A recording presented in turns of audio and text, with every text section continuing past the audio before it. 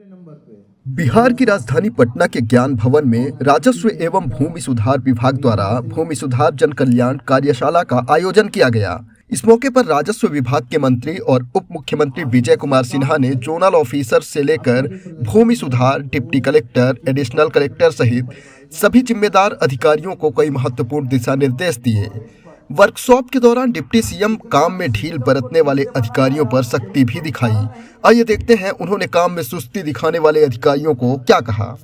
सोनबरसा कौन है आए हैं? सहरसा, सोनबरसा। सोनबरसा कहाँ है? दीजिए माइक जरा उनको। और अगला उसके बाद सहरसा, उसके बाद बेतिया है तीसरे नंबर पर, नीचे से बेतिया।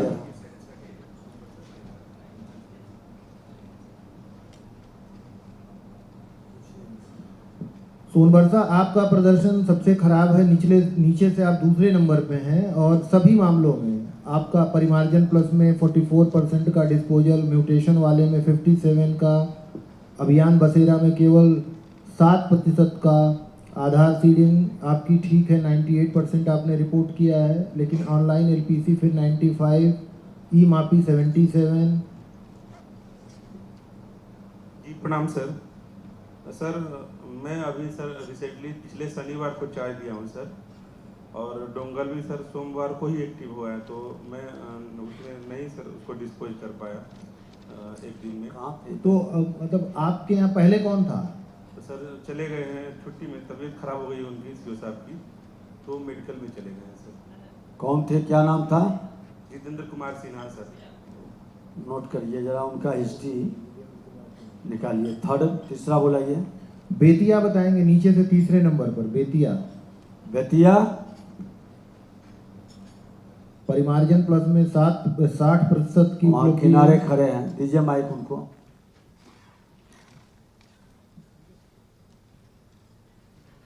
माइक देने वाले स्पीड में चली जाइए। हाँ, नाम बताइए। माइक ऑन कर दीजिए। सर प्रणाम सर, मैं प्रियंका हूँ।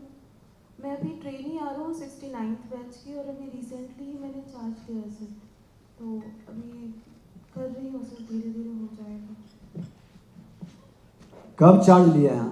सर अभी लास्ट 24th को चार्ज लिया है, डोंगल 4 को एक्टिवेट हुआ है, क्या मामला और है? अभी ट्रेनिंग में ही हूँ सर। तो आपके पहले कौन थे वहाँ पर अभी? सर उमा शंकर सर थे। तो वो कहाँ पर है? इसी में है कहीं? उमाशंकर जी हैं? सर वो मेडिकल लीव पे चले गए थे। और जो बॉटम में टॉपर हैं वो सब मेडिकल लीव पर हैं। उनको अस्थाई लीव भी हम दे सकते हैं, ये ध्यान रखिए। वैसे लोगों को अस्थाई लीव दे देंगे, भागने से काम नहीं चलेगा। हम या हमारे सेक्रेटरी वहाँ जा कर के भी समीक्षा करेंगे जिला में। अगला, इसके बाद बोध गया है नीचे से चौथे नंबर पे।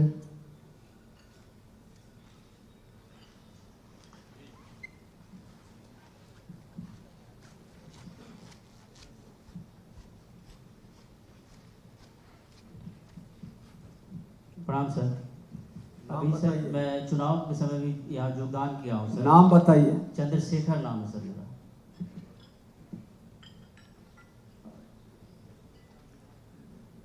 आप चुनाव के समय योगदान किए, तो आपसे पहले कौन थे यहाँ पे? वहाँ सर महेश कुमार थे सर। वो कहाँ चले गए? किस अंचल में? पालीगंज में गए हैं सर। पालीगंज वाले बताएं। यहाँ पालीगंज अंचल अधिकारी किधर बैठे हैं?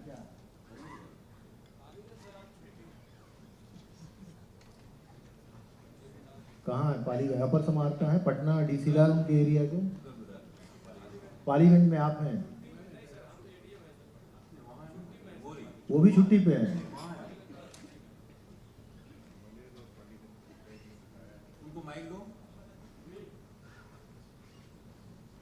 जो अनुपस्थित हैं, बिना सूचना और जानकारी के स्पष्टीकरण लीजिए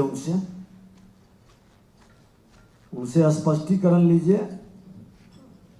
सर महेश सर छुट्टी पर हैं, पालीगंज में आ रहा हूँ सर। छुट्टी पर क्यों है? लिए हैं क्या? कौन है अप्रूव ऑथराइज पर्सन? डीएम को बात करिए एक आदमी, क्या उनको जानकारी में जो आज बैठक है तो कैसे अलाउ किया छुट्टी? जब यहाँ बैठक है तो ऐसे लोग एडीएम साहब तो हैं यहाँ पे ना, ये छुट्टी क्यों अलाउ हो गई उनकी? क्या भागने से काम चलेगा नहीं, कब तक भागिएगा?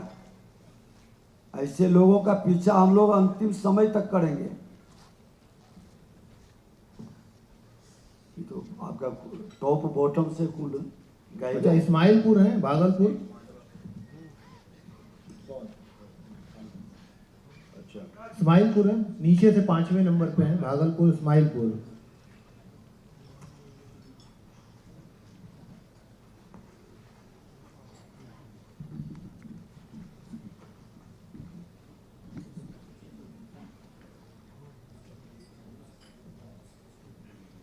जी प्रणाम सर। आपका जो प्रदर्शन है वो नीचे से 5वें नंबर पे है, परिमार्जन में 37% का डिस्पोजल है, म्यूटेशन में 53% का है, अभियान बसेरा में 47% का है, आधार सीडिंग 77, ऑनलाइन एलपीसी आपका 89, ई मापी आपका 55। तो जो औसत है बाकी जिलों का उससे काफ़ी पिछड़ा हुआ है, तो कोई विशेष कारण है क्या, तो बताइए। जी नहीं सर, वो उधर सर बाढ़ प्रभावित है तो वहाँ वो पूरे अंचल में सर बाढ़ आ जाती है और ऑफिस में भी बाढ़ आ गया था। और बाढ़ हो जाने के बाद सर वो फिर इलेक्शन आ गया, इसी में थोड़ा पेंडेंसी सर बढ़ गई। बाढ़ में बाकी काम बंद हो गया, बाकी विभाग के भी काम बंद हो गया होगा। नहीं सर, वो ऑफिस में भी पानी, मतलब सिर्फ अंचल का काम बंद हो गया। ऑफिस में पानी आ जाने के कारण सर वहाँ से ऑफिस शिफ्ट करना पड़ेगा। इन सब को नीचे से टॉप 10 जो हैं स्पष्टीकरण लीजिए और सबसे स्पष्टीकरण लीजिए और कैसे सुधार होगा। एक अवसर देंगे, नहीं करिएगा तो फिर आपको फील्ड में रहने के लायक नहीं रहने देंगे, हटा देंगे वहां से। ये अच्छी स्थिति नहीं है। और ये आज ही नहीं, फिर एक बार हम लोग यहाँ सबको बुलाएंगे आपको अवसर देके सुधार का, और उसके बाद फिर गहन दिन भर की समीक्षा होगी। आज भी पूरे दिन भर चलेगा ये कार्यक्रम। ये कितना आपको लगता है कि बाढ़ के कारण सिर्फ आपका विभाग प्रभावित हुआ? प्रभावित तो सारे विभाग को होना चाहिए था। सर वहाँ प्रखंड और अंचल सर दोनों रिंग बांध के बाहर गंगा नदी के तरफ है, तो पानी सर पूरे ऑफिस में। कौन है यहाँ के एडीएम, डीसीएलआर? कंप्यूटर से करना, कहीं से बैठ के घर से भी कर सकता है। डीसीएलआर कौन है? आप इनकी समीक्षा नहीं कर पाते हैं। ये लोग इतने टॉप 10 बॉटम से क्यों हैं? नहीं, एक बार सेक्रेटरी साहब आप लोग समीक्षा करें। ये अच्छी स्थिति नहीं है, बताइए। एडीएम कौन है वहां के? एडीएम भागलपुर क्यों है इतने पीछे और क्यों गायब हो जाते हैं? बाढ़ से प्रभावित हो गया।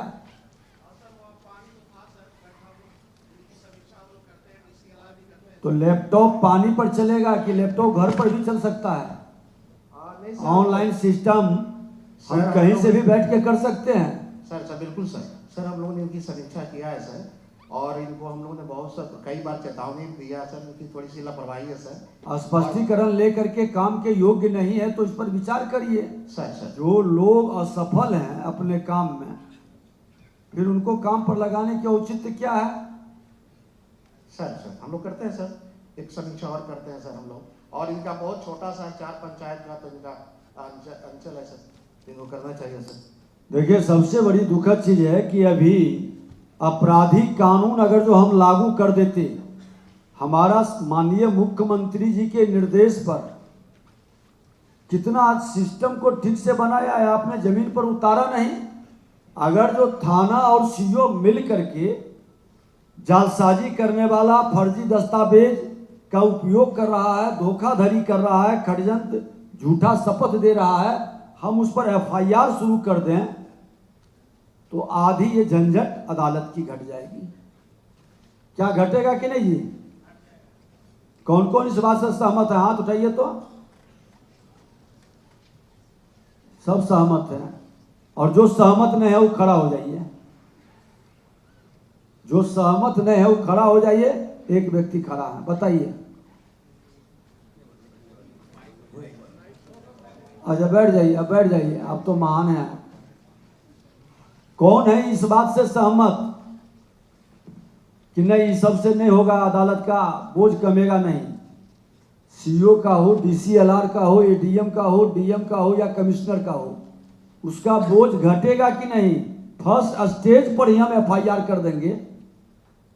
और CO अगर जो भी बजाते पूरी तहकीकात करके जांच करके थाना को दे देगा कि आप FIR करो मिल करके, इसमें तो धारा भी बता रहा, फोर्जरी में IPC 467, 468, ये BNS में 336, 337, एक बार जिस पर FIR हो जाएगा उसकी अरेस्टिंग हो जाएगी। हिम्मत करेगा कोई फोर्जरी करने का, फर्जी दस्तावेज उपयोग करने का? उसमें भी IPC 471 है। आप लोग आज तक इसका उपयोग क्यों नहीं किए? ये कितना दुखद दुर्भाग्यपूर्ण है। कौन कौन लोग इसका उपयोग करेंगे? एक बार हाथ उठाइए तो। सब करेंगे।